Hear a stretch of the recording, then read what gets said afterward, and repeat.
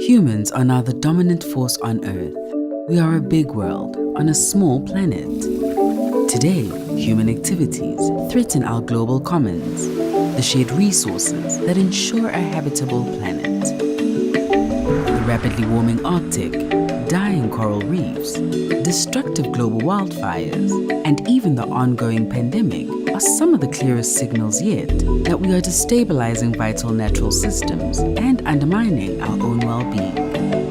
The need to better understand the interconnections between the environment and human societies has never been greater.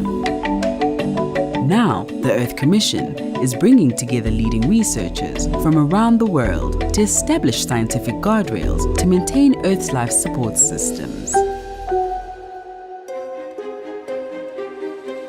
The more we learn of the Earth system, the more we realize that we are at risk of crossing tipping points, irreversible thresholds that could push us away from the desired state to support humanity. Fundamentally, we've never been at this juncture before, where we are at risk of pulling the rug under the feet of our ability to support human well-being. And that is the entry point for the Earth Commission. The Earth Commission is trying to figure out whether we can come up with these targets for systems beyond climate change. In the area of climate change, we already have the target of 1.5 to 2 degrees. But in other areas like biodiversity, in the area of land degradation, in the area of fresh water and oceans, we still have to figure out what kind of targets are necessary.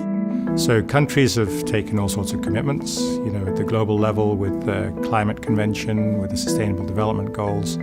But then what happens down to smaller scale, local governments, down to cities, down to companies? And so the focus of the Earth Commission on, identifying the targets to begin with, and then partitioning those out amongst different stakeholder groups, to me is an attractive thing to contribute to, because potentially it can have a huge amount of impact to motivate the change that everybody should be a part of. The hardships that people will face in 5 or 10 or 50 years' time will depend a lot on how soon we identify solutions and how soon we implement them. I think having people coming from all sorts of different disciplines is a frontier in global sustainability science, in terms of how you can bring social science and natural science together and in a truly integrated manner and come up with one single product. The primary outcome we should be looking for is to have some sort of transformational change in the way that governments and people think about climate and think about environment. We need to influence the lives of the decision makers. We need to influence the way that young people think about the environment.